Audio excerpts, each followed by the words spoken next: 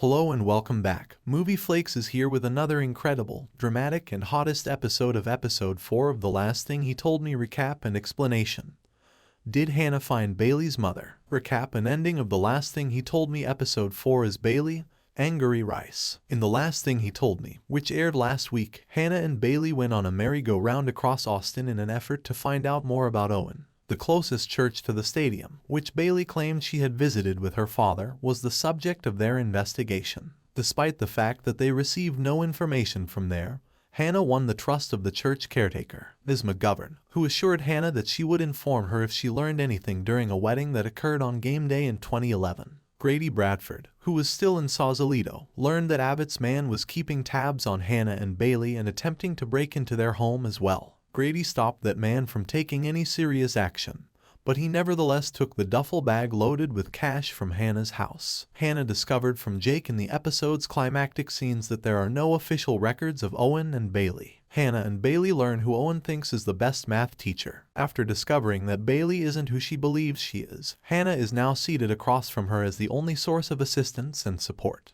They've essentially come to a complete standstill, and Hannah is prepared to return home because she still has to go to the FBI interview. However, Bailey claims that nothing in Sausalito will help them find Owen. Hannah phones Grady's office and discovers that he is supposed to be on vacation as she plans her next step. That implies that he is going against protocol and looking into everything that Owen is up to. She immediately confronts him about it, but Grady dodges her questions about why there isn't more information on Hannah and Bailey. Instead, he presses Hannah about where she and Bailey are. This time, Hannah suggests that she is in Austin rather than providing a direct response. Hannah enters flashback mode once more as she recalls how her mother used to send letters from the motels she stayed at. Hannah's grandfather, as we can see, used to try to assist her by pressuring her to concentrate on the wood turning. Not everything turned out the way he had hoped it would. Having said that, Hannah understands that she needs to concentrate on Owen's anecdotes and distinguish the true ones from the fake ones in light of this particular recollection.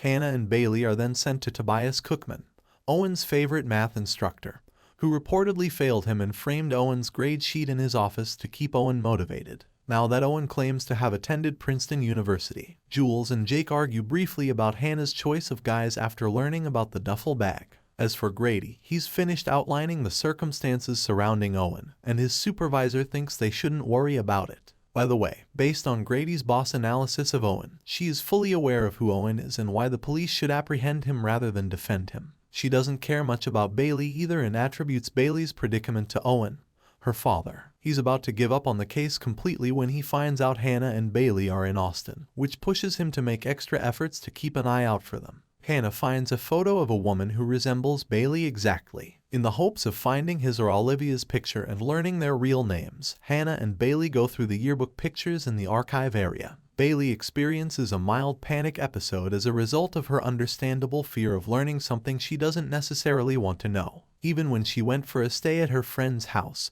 she recalls how Owen was always there for him. She is having some difficulty processing the fact that he not only misrepresented her entire identity, but also abandoned her during a crucial time in her life, has been brought on by the similarity in how she and Bailey felt when their parents abandoned them. In a flashback, a young Hannah can be seen driving past her grandfather's house and seeing her mother's car sitting outside. She enters the workshop rather than approaching her. While Hannah's grandfather tries to persuade her to visit her mother, she continues working on a wooden vase. Hannah then realizes that she had kept the vase in her workshop as a result of this memory. In order to find the safe that can be unlocked with the key Jules discovered in the piggy bank, she phones Jules to check the location. Hannah learns about the lost duffel bag from Jules, probably because she never intended to use all of that illicit money. In keeping with her promise, Ms. McGovern contacts Hannah at the conclusion of The Last Thing He Told Me, episode 4, and informs her that she believes the wedding they're looking for didn't take place on game day. It happened during an exhibition game. McGovern informs Hannah about the nuptials of Charles Smith and Andrea Reyes based on that information. According to Bailey,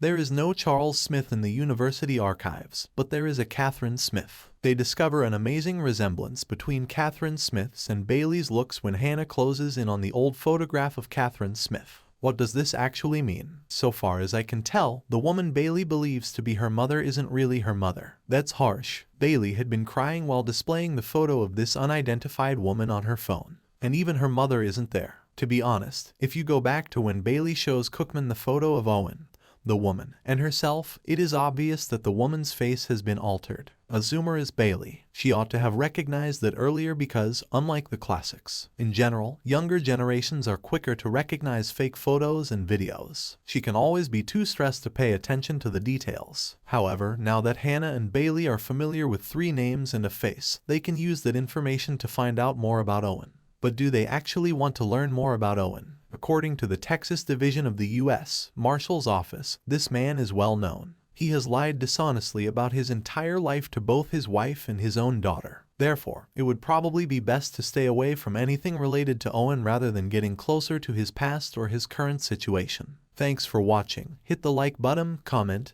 and subscribe for more videos.